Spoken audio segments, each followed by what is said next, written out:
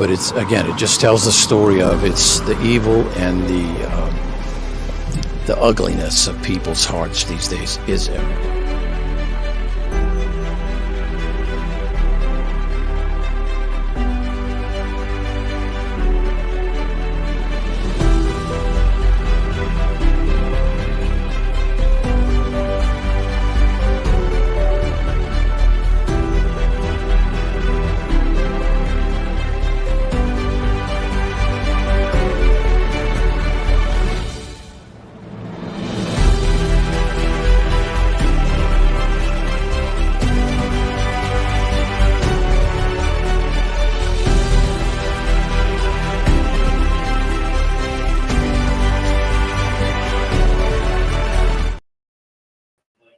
Hey guys, happy Saturday evening. So are you guys all having a heat wave like we are? It's been, okay, well, 23 Celsius. I don't know what that is Fahrenheit, but I shouldn't complain because, I mean, the summers can get pretty toasty. Just not used to it. So I want to talk about, okay, I think his name is, see if I got it right, guys, Raul Meza. So he is the suspected, how am I going to put this without, okay, right, the Cheerios unaliver out of Austin, Texas. So this awesome guy, loser, he was in the Hooskow for like 20 years, got out early after unaliving an 8-year-old. Yeah. So I'm not quite sure how that works. I can never figure out the legal system. Doesn't matter what state, country, province it's in. I don't understand how these guys get back out. So there is a little bit to go over. I'll try not to duplicate. I got going on this guy and I was like, what? Like, no. Okay, down girls, down girls. So I've got the guys doing my lawn. So I'm going to hope that we don't get blown out of the water. And we'll try and keep my hooligans in order. So this guy, Texas unaliver, suspect calls the police and says, "You're looking for me." So, I mean, at least he's off the streets, but yeah, I don't care if he did it, somebody else did it, he'd be gone. Okay, let's check it out.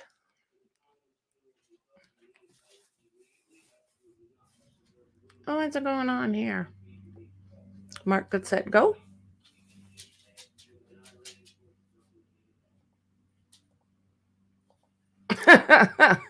Okay, off to a speedy start. So it sounds like he phoned the Texas police and confessed to multiple slayings, saying, "You're looking for me." So that triggered a manhunt that led to his arrest this week, authorities said. Marshals and police captured Raul Meza Jr., 62 years old, in Austin on Monday, 5 days after his chilling call to the homicide detectives. So he had been called a person of interest in the fatal death, pointy object death of Jesse Frega, an 80-year-old man who was found deceased on May 20th in nearby, let's see if I can get this, Pflugerville. So this is him there with all those lovely open sores. So he called the police on May 24th and told them he was aware that he was being sought.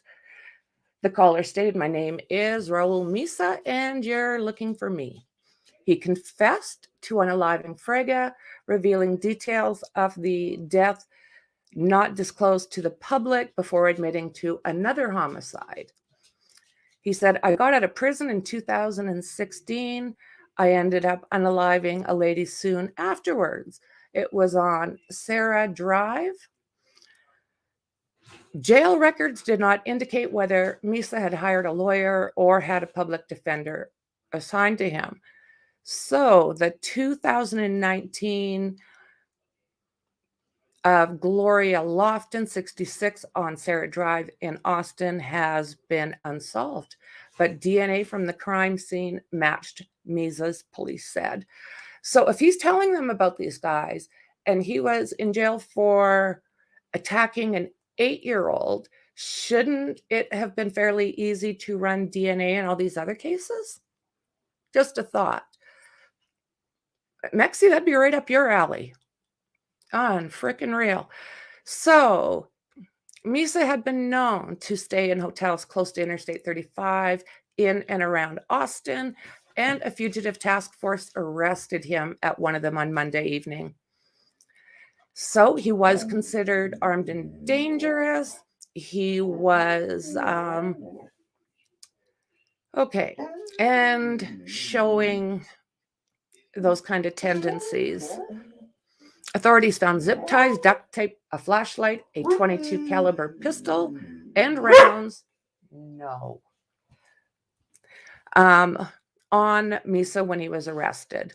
He said that Meza on Monday night admitted to planning more of these actions. Meza was ready and prepared to do this again and was looking forward to it. There is a good possibility that we will find additional cases. Right now, we have been 8 and 10 cases that kind of fit these similar circumstances that we're looking at, but that can obviously grow. Again, shouldn't that DNA kind of clear a lot of this stuff up? So out of that 20 years, Meza served 11 behind bars for the January 3rd, 1982 death and, of an 8-year-old girl. And they let him out 9 years early. Oh my God. Bruce Mills, now the interim assistant city manager of Austin, was a city police sergeant leading the investigation in that 1982 case. He told reporters Tuesday that the police were developing a strong case against Meza before prosecutors made a plea bargain with him for a 30-year sentence. So out of a 30-year sentence, he served 11 years. I remember like it was yesterday, Mills said of the investigation, "We were shocked, disappointed, and with no real explanation as to why this case didn't go to trial. We never got a solid answer to that." So here's this Captain Crunch guy out there, and justice was not served. It was a travesty of justice. Holy Captain Crunch. So a representative for Travis County District Attorney Jose Garza, I'm hoping, could not be immediately reached for comment until Thursday. The county's top prosecutor in 1982 was Ronnie Earl, who passed away in 2020. So the building that now houses the Travis County DA operations was named in honor of Earl in 2018. Very nice. I'm going to pop over here for a second, guys, because what the hell? Oh, yes. And then it ends up just what you said, Mexi. I just love popping in here. Okay, Shauna, hello. Hey, James. What the hell, right, guys? Like, what the hell? 11 years out of 20 that ends up being 11 out of 30 by the sounds of it. And then exactly what you said after that. Oh my God. Ronnie Earl sounds just like he wanted the wind. The win. Yeah, right? Does Captain Crunch know Captain Morgan? In my world, they do.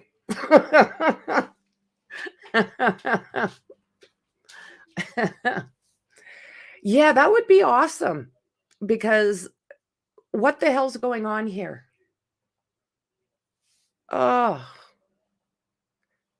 early release after the death of a child. Okay, let me see here.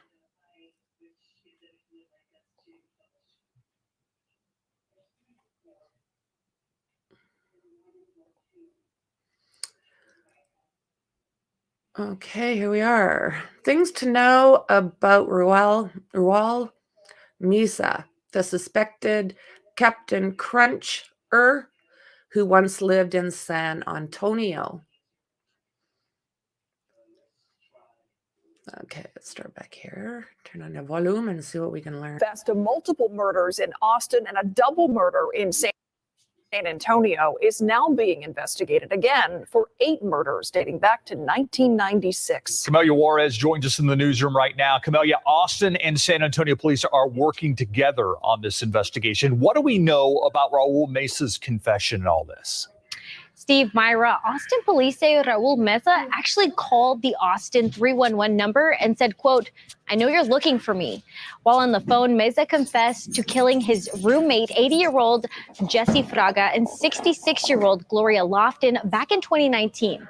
Now, back in the 80s, he was convicted of assaulting and killing an 8-year-old in Austin. He was released from prison early for good behavior in 1993. Meza only served 11 years of his 30-year sentence. When he was released from parole, people in San Antonio protested when he planned to live here. Those fears. No shite. Turned out to be valid. Bruce Mills was the detective handling that case. And has killed how many people we don't know. So here's a serial killer that justice was not served. So it was a travesty of justice. A current arrest affidavit states he confessed to a double murder in San Antonio. Now SAPD detectives are working with Austin police investigating those confessed murders. Camelia Juarez, KSAT 12 News. Keep up to date. Oh, truly? That is enough to like piss anybody off. How the hell did this happen? So why did his DNA not like catch him? I'm really confused. They let him out and then what? That's it? Okay.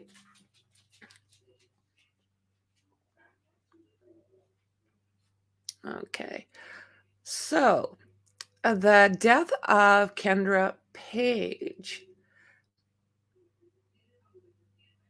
Okay, so we'll just go through here real quick. A real quack. Yeah, the real quack was the one that decided he needed to be out on the streets. So as of Thursday, here's what we know about Meza and his connection to San Antonio and his criminal history. So, Kendra Page. Kendra's body was found behind an Austin elementary school in 1982. According to the Associated Press, that year, Meza pled guilty to that and R-wording her. At the time of Kendra's death, Meza was on parole for robbing a convenience store and shooting a man, leaving him with permanent injuries. He was sentenced to 30 years in prison for Kendra's death in 1982, and then he was paroled in June of 1993. An arrest warrant affidavit states. I haven't been able to find that. I have looked. No, Jasmine. So, now how does this happen?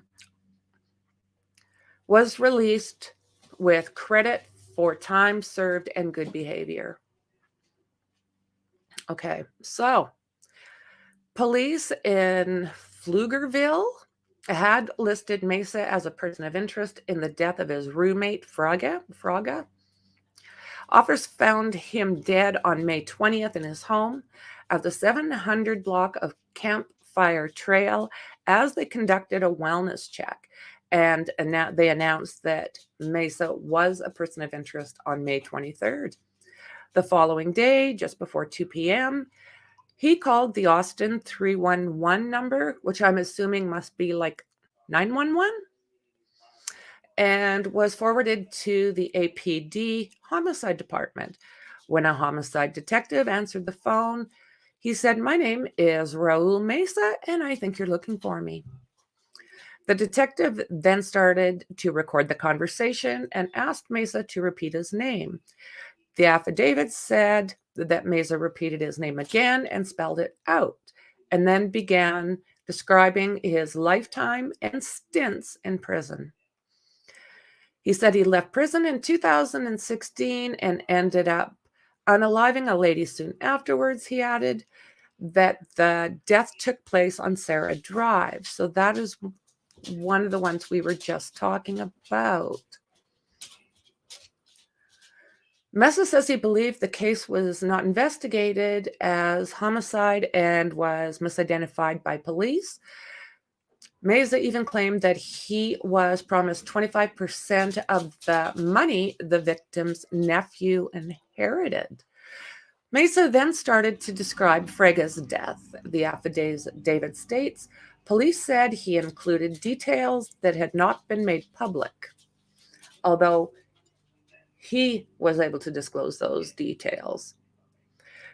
So, according to Pflugerville police, Frega was fatally that on or around May 13th. Officers were conducting a wellness check on May 20th because his family had not heard from him for several days. Meza's phone call with the police lasted 14 minutes. He hung up when he heard sirens. Before he ended the call, he implicated himself in 2 deaths that occurred in San Antonio. After he was released from prison in 1993, Meza moved to various Texas cities, including San Antonio. While speaking with the Austin police detectives on May 24th, Meza said he committed 2 unalivings in San Antonio in the years prior. And the arrest warrant affidavit states the document did not reveal that he lived in San Antonio or in which area he lived in.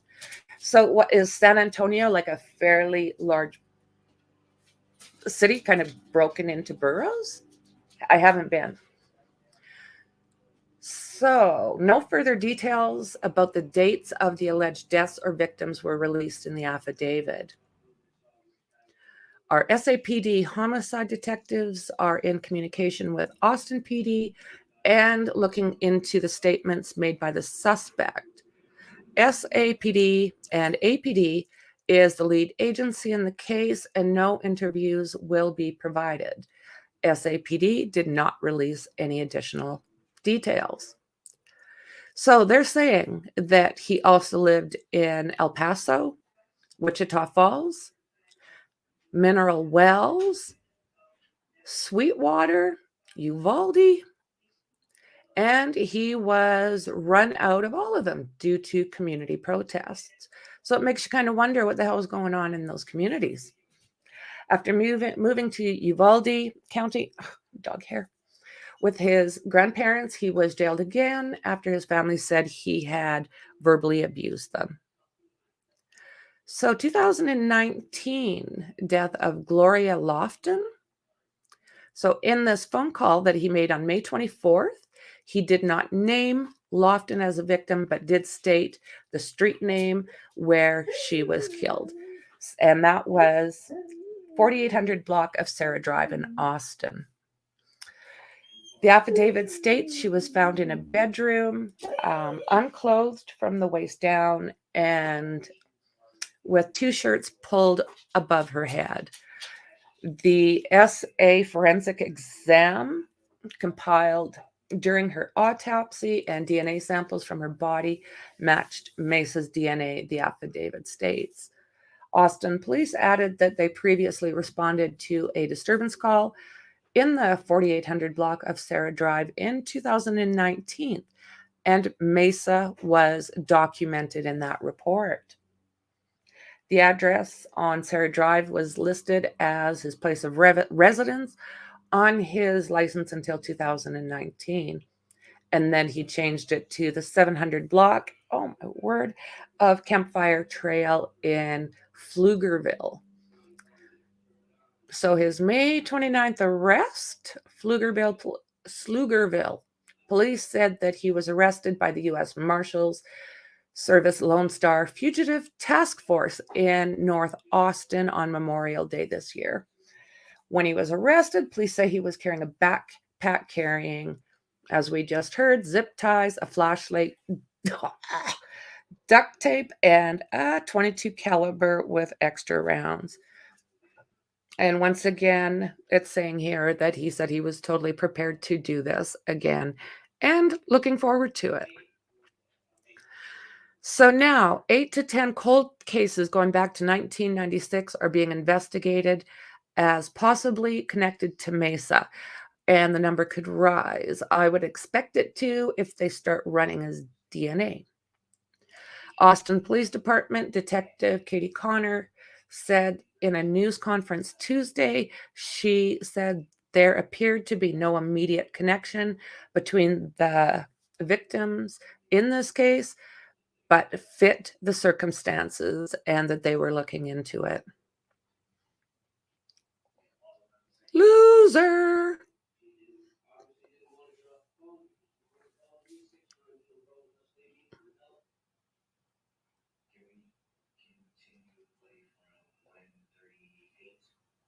Raul Meza is described by Austin police as the worst of the worst. The 62-year-old was just arrested and charged in 2 deaths. But Detective Katie Connor says he may be involved in many more. Right now, we have between 8 and 10 cases that kind of fit the similar circumstances that we're looking at, but that could obviously grow. Meza has a lifelong history of violent crime. In 1982, a 3rd grader was sexually assaulted and killed, while I can't listen to that being said too many times before I'm going to lose my crap. I don't understand. It literally, it makes my brain boil. riding her bike at an Austin elementary school. Meza confessed to that murder and served 11 years of a 30-year sentence. When he was released, Meza said he was a changed man. But when police arrested him on Monday near a bus stop on North Lamar Boulevard, he was carrying a backpack containing duct tape, zip ties, and a gun. But I will let you know that Mr. Meza said he was ready and prepared to kill again, and he was looking forward to it. Crime experts are not surprised by the telling statement. He's got a mindset for murder, for killing, for hurting innocent people. Mark Gillespie spent 6 years as the director of forensic science at the Austin Police Department. I think forensics will But you know what? They knew all of this when they let this guy go. They knew all of this. play an integral part in solving or getting closer to solving these cold cases. The key will be whether physical evidence in the cases has degraded or been compromised or contaminated. If not, decades of advancements in DNA and fingerprint technology will be a revealing partner in the search for the truth. So that they can basically pick that evidence back up and subject it to very close forensic analysis and scrutiny in hopes of finding something that may have been missed, years ago. Keep up to date with all of San Antonio's top news. Oh my goodness. Oh my goodness.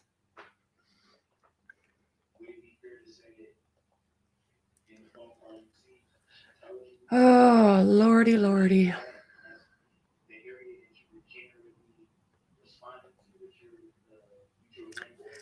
Yeah, what's making you wonder that? Just out of curiosity.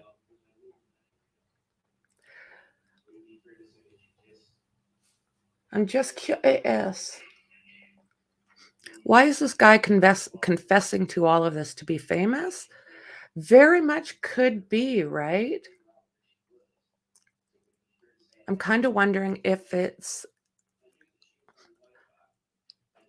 why he might be lying. Well, I mean, right? I can absolutely see that. And some just like to confess, don't they? And yet, some like to falsely confess. And sometimes without even a reason needed. So Yeah. O'Toole? Yeah. And there's also times like this too, just like Dandy is saying, probably can't maintain on the outside. So many do turn habitual. I am disturbed by the thought of a habitual abuser. So let's take a look at this again then. Take a peek.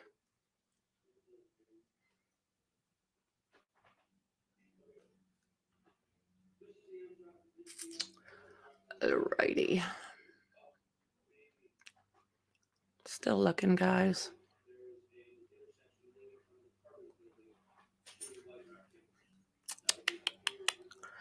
Okay, I think I'm gonna go over here. And then I go there.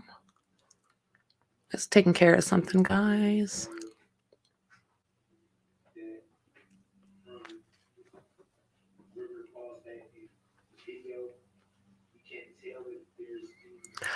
Always something.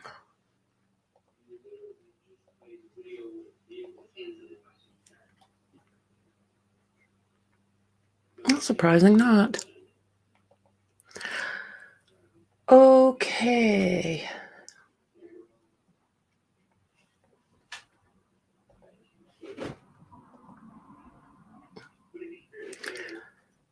So, confesses to multiple in a chilling call to police. So, do you think I mean, I guess there is, right? There's a possibility. I mean, if he isn't responsible for a lot of these things, that his DNA would not have been out there. You're looking for me. Okay, to see if I can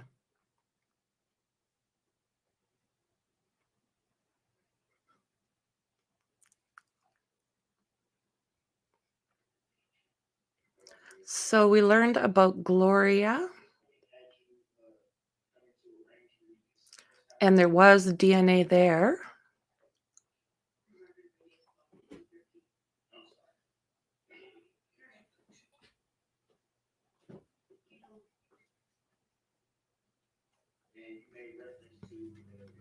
Okay. I am going to close this one up.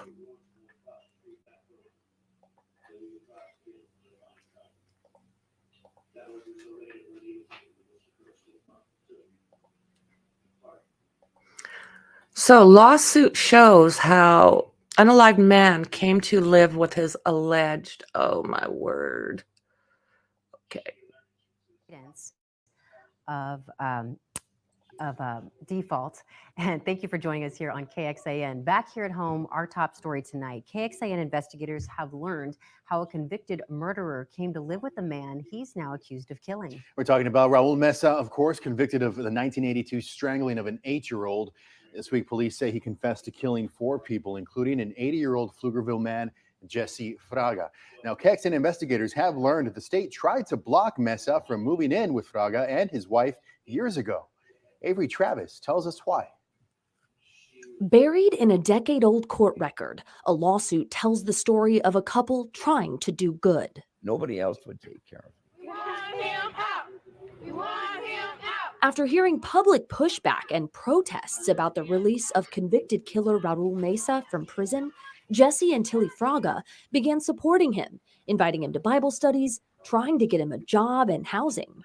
I remember actually What a very snake. vividly talking to him, and why did you want to do this? And it was out of his own Christian belief. He and his wife had a history of reaching out to people that most other folks would not be near. Founder of the Texas Civil Rights Project and attorney Jim Harrington says he was moved when Fraga came to him and explained he and his wife continued to support Meza.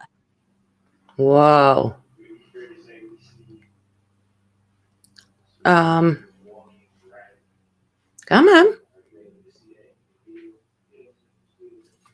I haven't had this happen for a while. Continued to support Meza. It's timing out at the same spot. Let's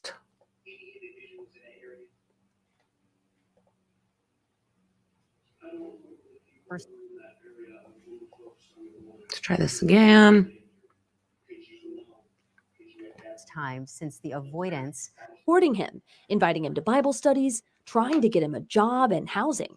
I remember actually very vividly talking to him, and why did you want to do this? And it was out of his own Christian belief. He and his wife had a history of reaching out to people that most other folks would not be near. Founder of the Texas Civil Rights Project and attorney Jim Harrington says he was moved when Fraga came to him and explained he and his wife continued to support Meza, even financially, in and out of prison. That is, until the state added a condition of release, barring him from any contact with the couple. It was an unusual case for the project. Intense religious motivation, and that you have the state saying, well, I'm sorry, but you can't exercise your religious belief. The project filed their lawsuit, arguing the state's, quote, draconian conditions weren't imposed on any other parolees at the time and infringed on the constitutional rights of the couple and of Meza, listed in the lawsuit as John Doe. But I had this conversation with him about whether this was really wise thing to do. Harrington says he believed Jesse, who had worked in the parole system for years, knew the risk, but wanted to open his home anyway. Such compassion for people that most folks in our society would not have. It hurt. Avery Travis, KXAN Investigates. Unreal. And we have attempted to reach out to the Fraga family, but we have not yet heard back. KXAN investigators all. Yeah. Unreal. So out of the kindness of their hearts, and this happened. So 2012 lawsuit filed by Jesse Fraga, a former probation officer, along with his wife, and third plaintiff, listed as John Doe, has learned that Doe was a pseudonym for Raul Meza, who police believe brutally unalived Fraga in May, as well as a separate instance in 2019. And of course, we know about poor Kendra Page, the 8-year-old that he attacked, essayed, and then unalived. Just hoofda.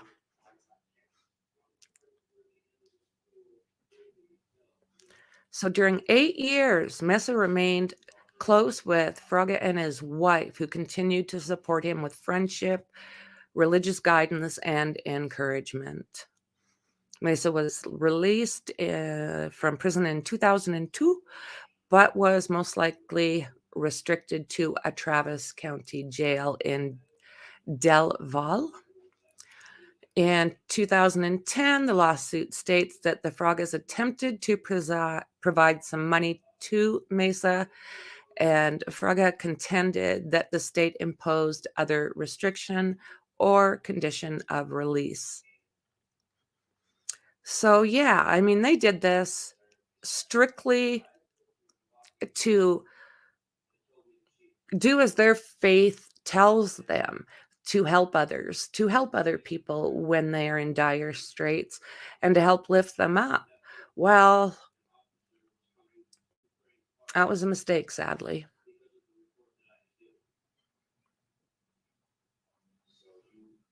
Okay.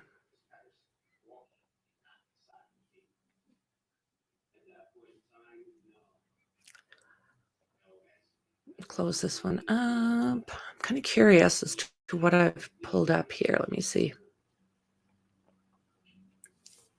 I'm just going to see if I can get a hold of some paperwork here.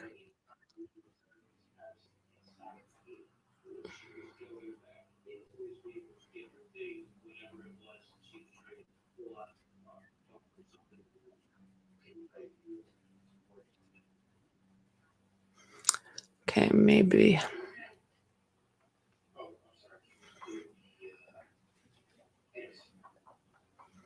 Unreal.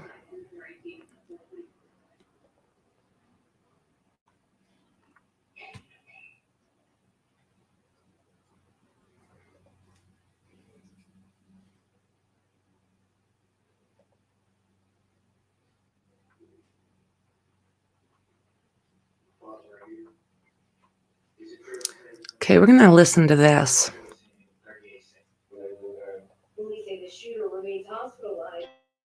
Hey ladies, we are giving out free Dove samples. Just fill out our quick 2-minute survey and we'll ship it right to your door. Hey ladies. Remains behind bars this afternoon, and new documents reveal Pflugerville police were called on May 20th. 62-year-old Raul Meza Jr. remains behind bars this afternoon, and new documents reveal Pflugerville police were called on May 20th to check on a man after a family member hadn't heard from him. Police found blood, a knife, and the body of 80-year-old Jesse Fraga. Officers later learned Fraga and Meza were roommates, but that Meza just recently moved out. Investigators found evidence possibly tying Meza to that scene. Then 1 week ago, a person called 311 claiming to be Meza and wanted to talk to a homicide detective. Now, during that conversation, police say Meza detailed and admitted to committing several murders in the state, including the death of Jesse Fraga. Wow.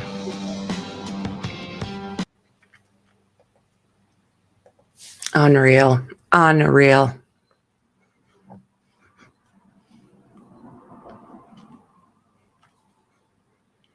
Let's see if there's anything else.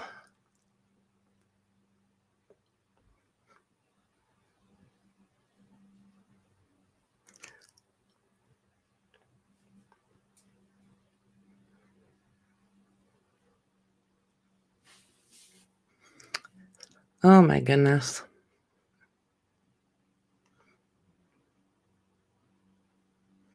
According to a list of cold cases in San Antonio, there have been 3 unsolved double homicides in the city during the last 30 years. SAPD homicide detectives are in communication with Austin PD and currently looking into statements made by this suspect. Little morsels.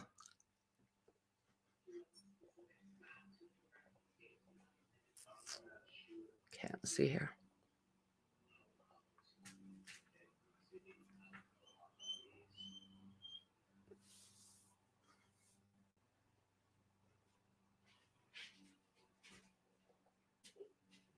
Caller stated, "My name is Raul Meza, and you're looking for me."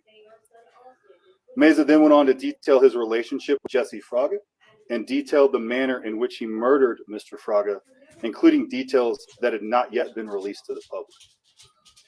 Meza described his life in and out of prison and said, I quote, "I got out in 2016. I end up murdering a lady soon afterwards. It was on Sarah Drive." Meza told me case-specific facts, which allowed me and my partner, Detective Katie Connor, to reopen the case. And I was able to confer with the Travis County Medical Examiner's Office and doctors reviewing the case. And with the additional case facts, the death of Gloria Lofton was ruled a homicide, and the manner was strangulation. The phone call provided me enough probable cause to file a capital murder arrest warrant for the murder of Gloria Lofton against Mr. Meza. We then coordinated with the Pflugerville Police Department and verified the information provided by Mr. Meza matched the case facts of their investigation. Pflugerville PD was provided with a copy of the recorded phone call to assist with their development of probable cause, and Pflugerville PD issued a warrant for first-degree murder for Mr. Meza. We then learned that Raul Meza had been arrested and convicted of aggravated robbery in 1975, and in 1982, Meza was charged with the murder of an 8-year-old girl. Detective Connor has identified multiple cold cases that have a similar MO, and we're looking into those for future leads. Oh my God. Passing this budget agreement was critical. No, no, not you. No, not you. So let's see, maybe this will. Let's see if we can get this.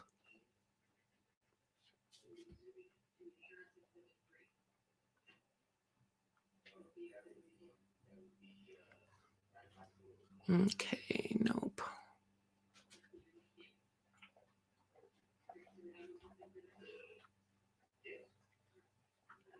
Oh, the Iceman.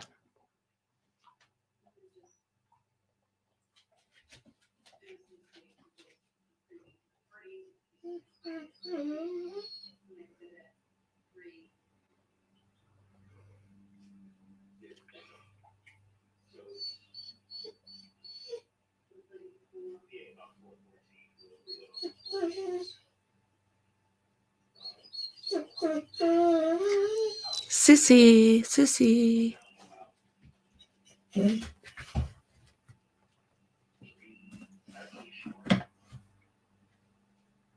Have launched an internal review into the handling of 2020 DNA linked to Raul Meza. APD arrested the convicted killer this week in connection with 2 murders and believe he may be linked up to 10 more. Thanks for joining us. I'm Daniel Marin. And I'm Britt Moreno. Now, KXAN's Brianna Hollis is in studio tonight with more on how this DNA test connecting Meza to a crime several years ago comes into play now and why APD is looking into what happened. Yeah, so guys, the department says Chief Chacon himself called for this review to examine, quote, potential investigative lapses. And we started asking questions about why police didn't arrest Meza sooner when these court documents revealed officers found Gloria Lofton dead inside her home in 2019, and the next year found Meza's DNA in the victim's rape kit test. She was always open hands to people. She was always kind. Sergio Rodriguez called Gloria Lofton a second mother. She will always, like, if I was hungry, she'll say, I'll make you food. Now, her name serves as a focal point of a potential serial killer investigation into Raul Meza. As police pursue Meza's connection to area cold cases, the department now simultaneously looks into its own investigators' actions regarding DNA that linked Meza to Lofton, who police now think he killed in 2019, 4 years before police also linked him to the murder of his Pflugerville roommate, Jesse Fraga. Meza's arrest affidavit for Lofton's murder outlines the following timeline. In May of 2019, police found Lofton dead inside her Sarah Drive home.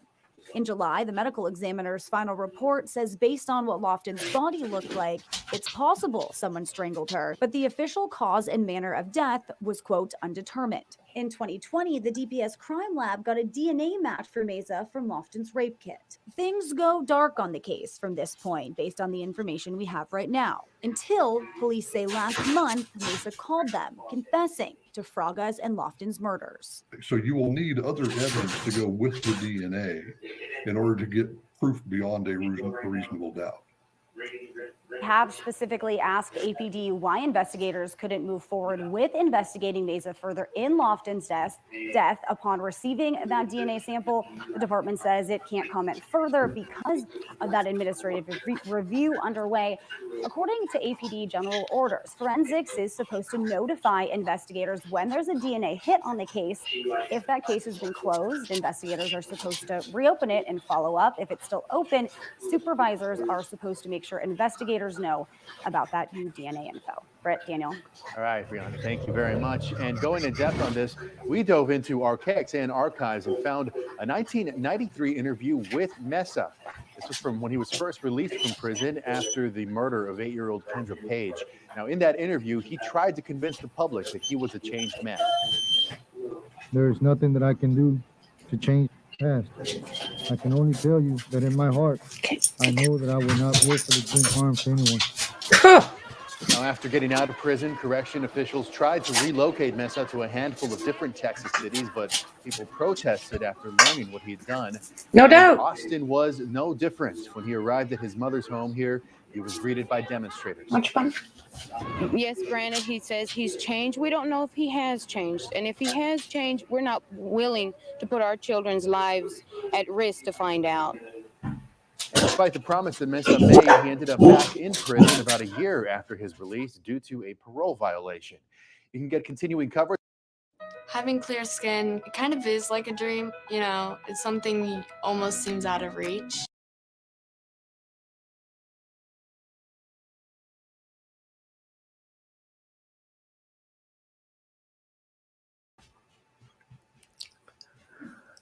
Oh, my word.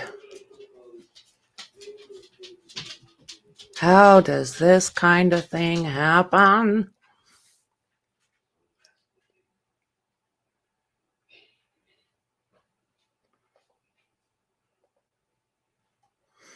The plea bargain that gave Raul Meza a reduced sentence for the death of a child.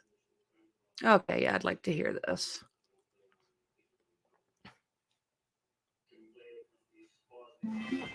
Angel Side.